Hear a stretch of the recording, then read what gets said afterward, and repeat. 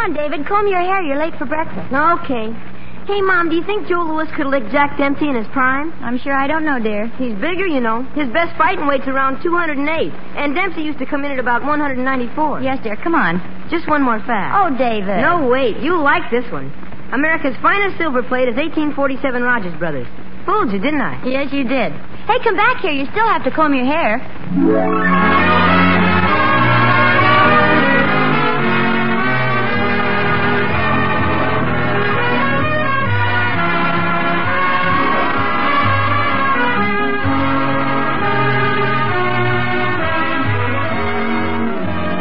America's finest silver plate is 1847 Rogers Brothers. From Hollywood, International Silver Company, creators of 1847 Rogers Brothers Silver Plate, presents The Adventures of Ozzie and Harriet, starring America's favorite young couple, Ozzie Nelson and Harriet Hilliard.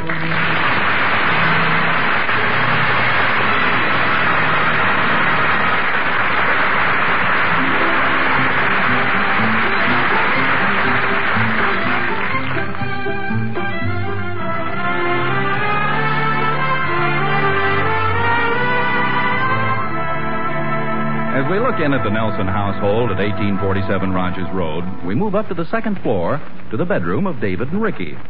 It's a nice big bedroom, lots of sunlight and very pretty wallpaper. Hey, where is the wallpaper? Oh, well, the walls seem to be covered with pictures. Holy smokes, look at them. Boxers, baseball players, football players.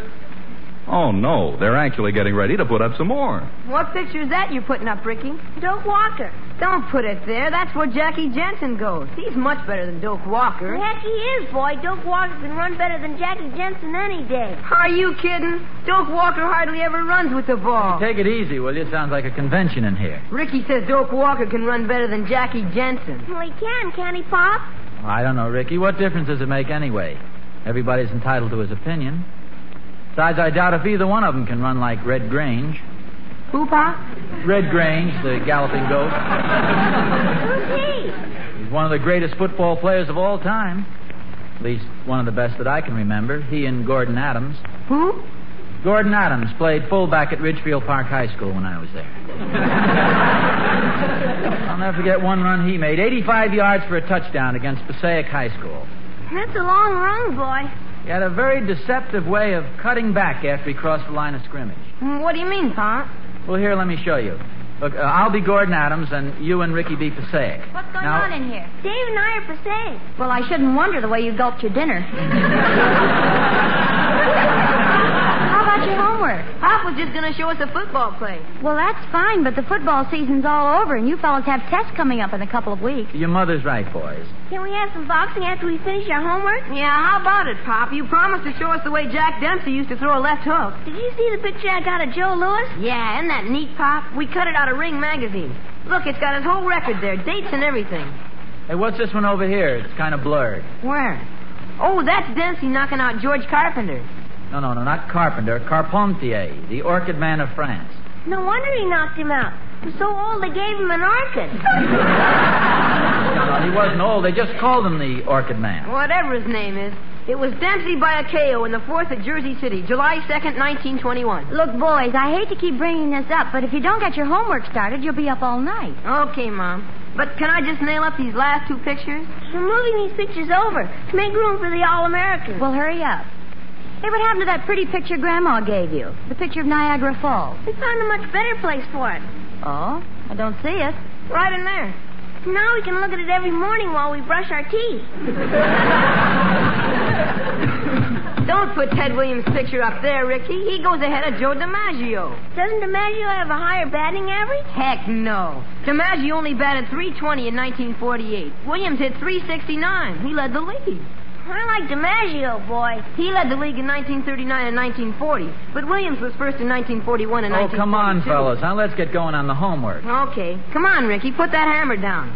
Who do you think you are, Matt McGrath? You remember him, Pop? He won the Olympic hammer throw in 1907 and 1909. And David, let's spend a little more time on history. I was talking to Miss Benson today, and she said you're very weak on names and dates.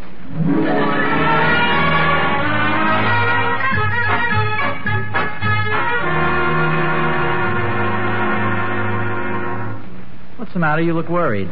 Oh, I suppose it's silly, but don't you think the boys are overdoing this athletic business a little? In what way? Well, did you take a good look at their room? The walls are practically covered.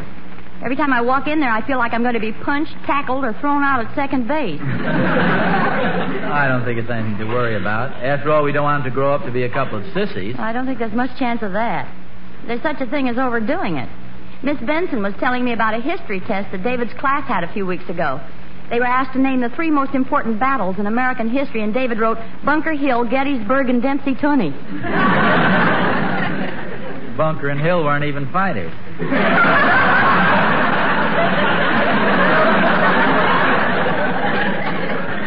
That's just a phase that all normal kids go through. Comes under the heading of hero worship. Well, I realize that, but I don't see why all the heroes have to be muscle men. Weren't you interested in anybody else besides athletes when you were a kid? No, I must admit I was pretty interested in prize fighters. My mother used to give me the dickens because I pasted them all over the wall. In fact, I used to make a tour of the barber shops and pick up all the old copies of the Police Gazette so I could cut out the pictures of the fighters. Then I got to pasting up some of the other pictures, and my mother made me go back to the fighters. Well,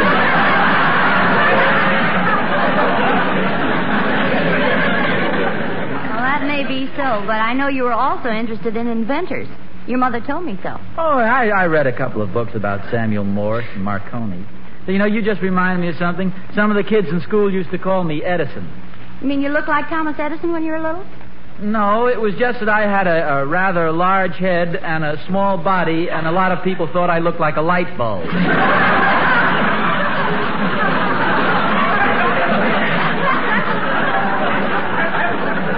I like athletics as well as anybody, but I certainly think it might be a good idea to let the boys know that there are other things in life. See, I have an idea. Why don't I, the father, representing the physical, continue along the athletic line, and you, the mother, representing the intellectual, encourage the more serious phases? Oh, no, it wouldn't work, dear. You're the one they pay attention to. You have so much more influence on them. Well, that's right. They do listen pretty carefully to everything I tell them. Well, I'll go... If I've told that Ricky once, I've told him 50 times not to leave his marbles on the living room floor.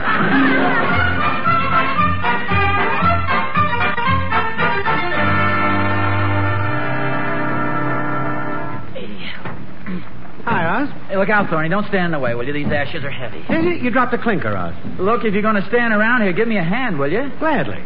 I'll carry the clinker. Good job. Lug the coal in, lug the ashes out. It's the heaviest darn stuff. Yeah, it must have weighed a ton. Are you all through with your chores, muscle man? Yeah, that was the last box. There's a wonderful series of fight pictures in this new magazine. Look here, 2 full pages, shots from all the championship fights. Thorny. Aren't they beautiful? Look at that eye, completely closed up. Look at this one over here. That's real poetry of motion. Thorny. Look at the muscles on these guys, Oz. Why, that Dempsey really had a build on him, didn't he? Thorny, I'm surprised at you. Muscles. What's so great about that? We've got the same muscles, only they're not all swollen up. Don't you like the picture? Well, I've seen hundreds of these things. David and Ricky have them plastered all over their room. What's wrong with people nowadays? Look at you, running out here like a madman to show me these guys beating each other's brains out. And look at this picture. 2 big bruisers in the ring. Where are the scientists and the inventors and the statesmen? They're in the audience. Not. They're in their workshops and their libraries, struggling with the problems of humanity. Why don't they glorify those men? Set them up as examples for the younger generation. Why don't they do that? Well, I don't know, Oz. And if I did, I wouldn't dare mention it. No wonder kids get a distorted picture of things, a warped sense of values. I'm sorry, Oz. Forgive me. I'll sneak back in the house. Oh, wait a minute. As long as you've gone to all that trouble, let me take a look at the picture.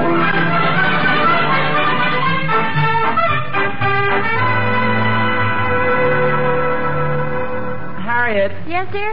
I've been thinking about the boys in our discussion, and I think I have an idea. That is, if you still think they're overboard on this athletic business. Overboard's putting it mildly. Ricky finished his cereal first, and David jumped over the breakfast table to congratulate him. What's your idea? You remember that book of biographies that we had, famous Americans? Uh-huh, it's up there on the shelf. Well, my idea is to approach this thing intelligently, psychologically. Instead of telling the boys to stop admiring the athletes, I'm going to very tactfully introduce a new set of heroes. I'm going to let them discover some of the great men in other fields. Sounds practical to me if you think... Hi, Pop. So I'll say you guys came in at just the right moment. Sit down here on the couch. I just thought of a very interesting book that I'd like you to look at. What are they, fight pictures? No, a lot more interesting than that. See here? This is a chapter about Benjamin Franklin. Was he a lightweight or a heavyweight? Don't be dumb, Ricky. He wasn't a fighter. He's the guy on the postage stand. Benjamin Franklin was a great man. Not only was he a brilliant statesman, but he was also the man who discovered electricity. Sure, he's the one who flew the kite in the thunderstorm. Right, the whole story of his life is right here. Very exciting. Sir, these men were real heroes. Oh, it's all right to be able to hit a baseball, but where would baseball be if somebody didn't invent the ball? That's where men like Franklin and Edison came in. Did Franklin invent the ball? No. Did Edison invent the ball? No. Oh. You can read the book first, David. No, don't be so hasty, Ricky. Let me show you some of these pictures. Boy, you're going to like this book. Ow, look out, Pop. You're hurting my arm. Oh, I'm sorry, Ricky. Now, look at this. Here's a chapter on the Wright brothers.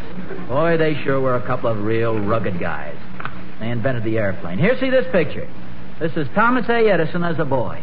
He doesn't have very big muscles, does he? No, but he's got an awfully large head for a little boy. Is that good? He's the one that invented the electric light.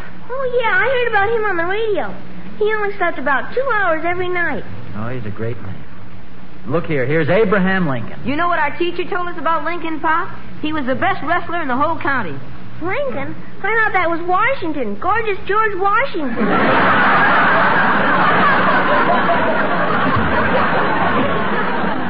Lincoln was one of the greatest men that ever lived.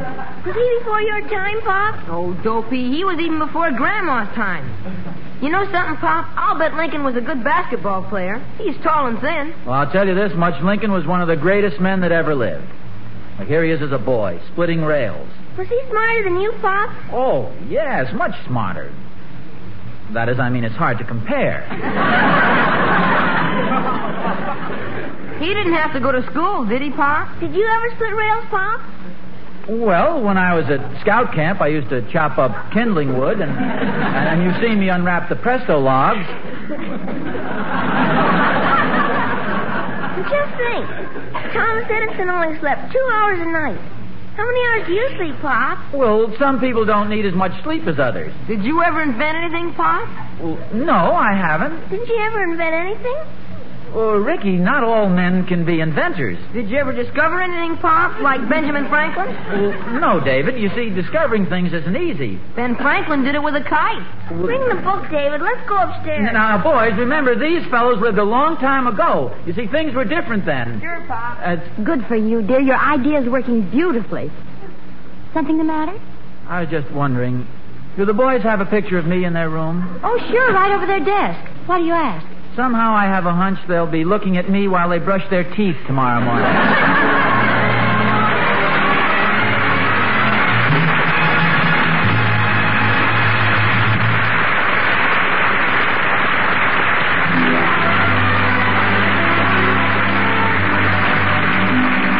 You know, when Ozzie was telling the boys about Edison, Franklin, and the Wright brothers, I got to thinking about something. About the men whose genius and ideals have done so much in a cultural way to make our homes better, happier places to live. Way back in the year 1847, for example, the three Rogers brothers brought to the women of America a new and wondrous thing: forks, knives, and spoons made of shining, beautiful silver plate. American tables took on a new loveliness. Entertaining had a new dignity and elegance it never had before. And through the 102 years that have followed, the beautiful silver plate made by 1847 Rogers Brothers has been owned and loved by more women than any other silverware. The traditions and standards of workmanship set up by those first creators have made it the finest silverware in America. Today, when you own silver plate that bears the year mark 1847, you own the very best silverware that has no equal. You'll see that for yourselves when you see 1847 at your dealers tomorrow. Make it a date, won't you? Tomorrow, see 1847, the finest silver plate in America.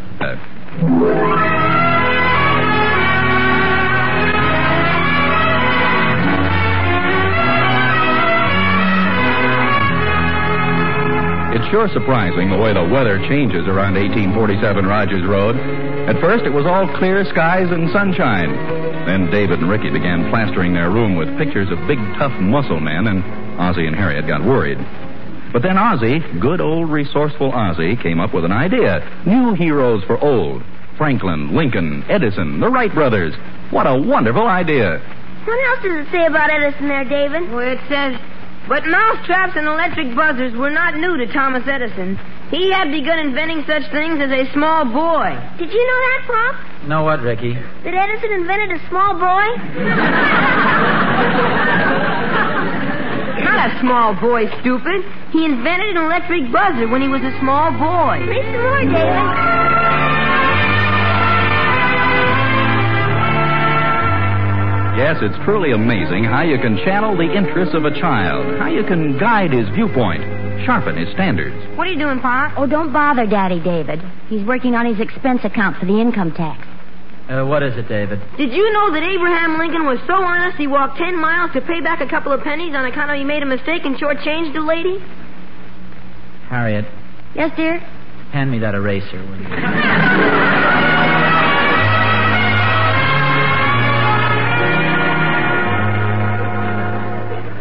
Look at this picture, Pop.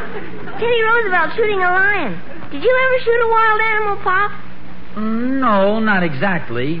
Once when I was a boy on my grandfather's farm, they sent me out to kill a turkey. Did you kill him? No, as a matter of fact, we became very good friends.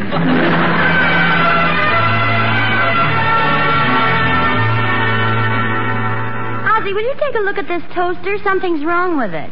Well, why don't you call the man at the shop, Harriet? I hate to fool around with electricity. Guy, Pop. Henry Ford was constructing electric motors when he was 15 years old.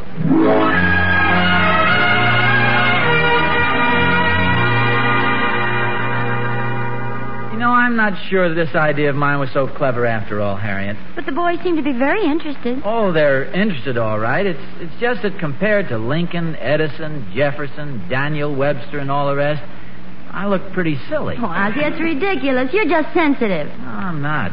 At least I can throw a baseball and kick a football and dive in the lake without making a belly flop.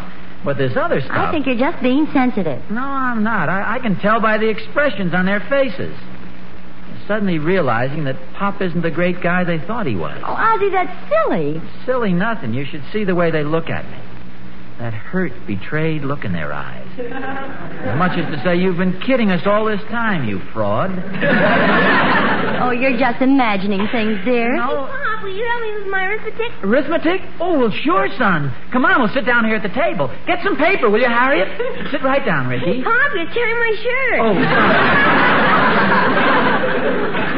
What are you doing, Ricky? Pop's going to help me with my arithmetic. Oh, no, he can't do that. yes, he can. Quit pulling on me, David. You ought to be ashamed of yourself asking Pop to help you. What's wrong with that, David? Daddy wants to help him. But you don't understand, Mom. I'm sure I can do it, David. He's only in the 3rd grade.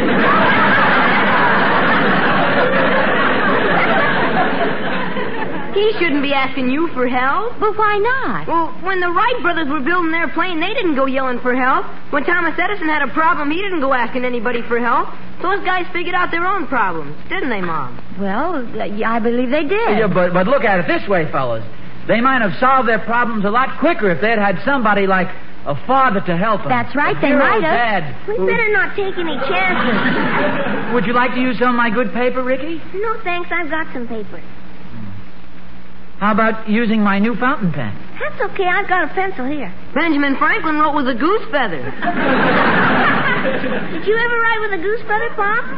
No, goose feathers disappeared a long time ago. I saw a goose at the farmer's market. He was still wearing them.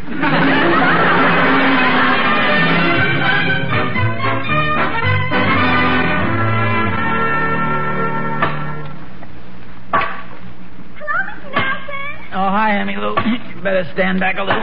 Goodness, Mr. Nelson, the way you're chopping that wood so viciously. Are you mad at somebody? No, I have a lot of things on my mind. I thought it might help me think if I cut up some wood.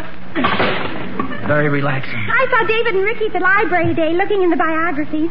It must make you happy, Mr. Nelson, seeing the boys take such an interest in their studies. Well, it's not really part of their studies. See, they were letting their hero worship go a little too far with the athletes and the sports stars. So I turned their interest to some of the great men of history. Edison, Franklin, Lincoln, Washington, the Wright brothers. Oh, so that's what you're so mad about. Said I'm mad about anything. I see it all now. The ghosts of these famous men are rearing their heads between you and the boys. No. Thomas Edison, the great inventor, the genius, rises in your living room in all his brilliance. And there's Calhoun, and there's Henry Clay, and Thomas Jefferson, and Abe Lincoln, and George Washington, and Samuel Morse, and there's Marconi, and there's Benjamin Franklin. And there you are. Mr. Nelson, what a comparison. You seem so small, so insignificant. I've been sick.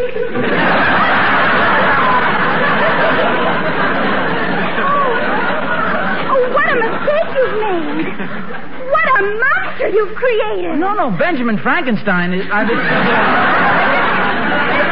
Don't take this sitting down. You've got to fight back. You've got to prove to him that you're a greater man than Jefferson, a greater man than Marconi. Who's Thomas Edison? Anything he can invent, you can invent better. I've invented 2 small boys already. That's the spirit, Mr. Nelson. Prove yourself. Prove to the boys that you're a better man than Edison, a better man than Franklin. Do something great, Mr. Nelson, greater than anything anybody's ever done before. Show them you're a better man than Washington, a better man than Napoleon, a better man than Worthington Bigelow, a better man than... Who's Worthington Bigelow? He's my history teacher, and isn't he terrific?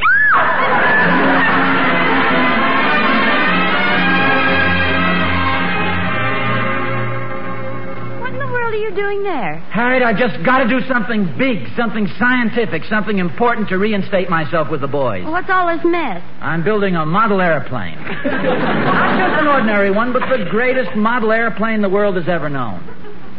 Before you go, would you just get hold of my arm?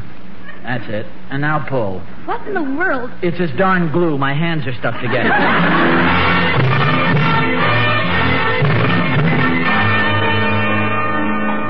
Aren't you coming to bed, dear? After a while, Harriet, I want to finish this plane. I don't know anything about it, but shouldn't the big wing go in the front?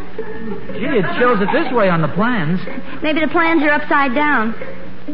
No, the plans are right side up. I'm just working from the wrong side of the table.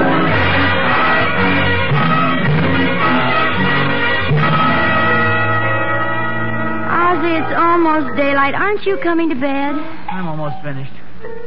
Take a look at this and see how you like it so far. Not now, dear. I'm too tired to open my eyes. Coward.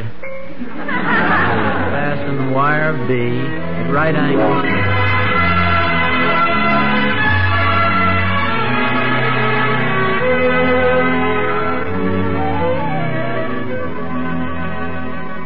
Harriet.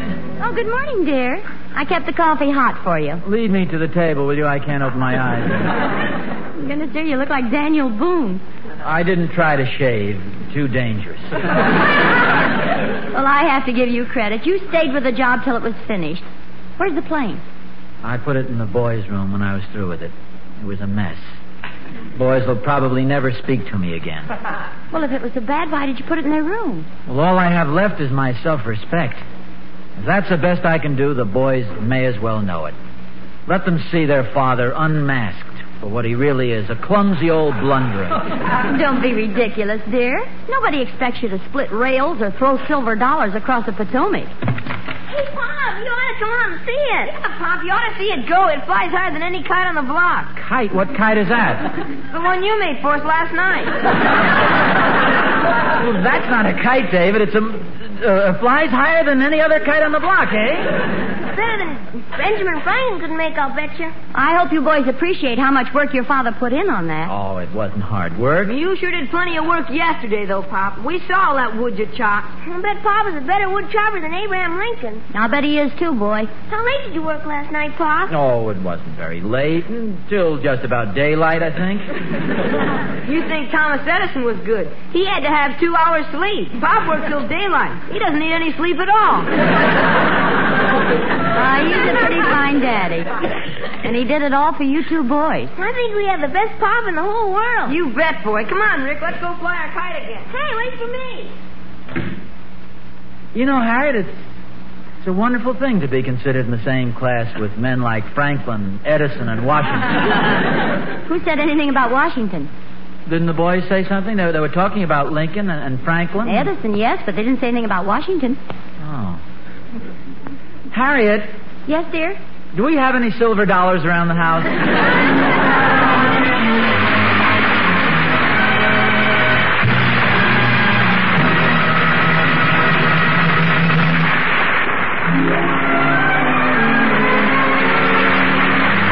Gosh, I'm sure glad things turned out this way. I was getting kind of worried when David and Ricky started comparing Ozzie to all those men in history.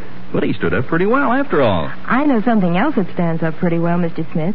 And that's the new set of 1847 Rogers Brothers that I bought at Mr. Jonathan's silverware store last week. Hey, do you have a new set of 1847? Oh, I certainly do. And before I bought it, I made a really thorough little comparison study, too. And you know, everything you say about 1847 is true. It really is the finest silver plate. Did you ever see any other that was designed so imaginatively or executed so beautifully? Why, those 4 lovely 1847 patterns, Adoration, First Love, Eternally Yours, and Remembrance, are designed to fit every woman's taste, every individual scheme of decoration. Oh, the one I chose could have been made just for me alone. And the pattern ornament certainly is more highly raised and more deeply carved. 1847 Rogers Brothers really does have a solid silver look. And when you consider that 1847 is so outstanding in design and yet so reasonable in price, you've really got something, haven't you?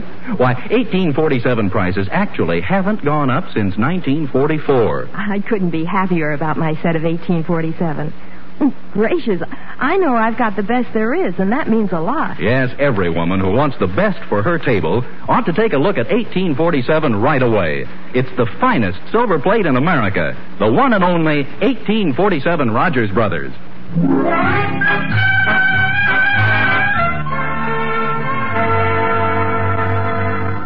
Hey, I have a surprise for you, fellas. What is it, Pop? Oh, well, you see this. Cut it out of a magazine at the dentist's office. Where is it? Oh, here it is. Here, I thought you might want to paste this up in your room. Oh, boy, that's neat. Let's see it, dear. Hold it up. Oh, yes, that's a nice picture. Who is it, Pop? Who is it? Are you kidding, Ricky? That's a picture of Washington. Yeah, I thought you'd like it. Was he a good man, Pop? Oh, sure.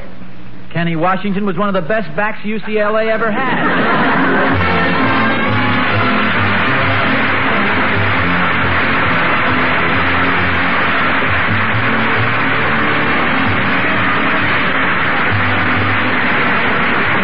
Tune in again next week to another adventure of Ozzie and Harriet, starring Ozzie Nelson and Harriet Hilliard. And remember, America's finest silver plate is 1847 Rogers Brothers. Yes, Harriet, America's finest silver plate is 1847 Rogers Brothers. Appearing in support of Ozzie and Harriet were John Brown, Tommy Bernard, Henry Blair, and Janet Waldo. Original music was composed and conducted by Billy May. This program originates in the Hollywood studios of the National Broadcasting Company and is also broadcast over the Trans-Canada Network of the Canadian Broadcasting Corporation. I invite you to hear Mr. District Attorney with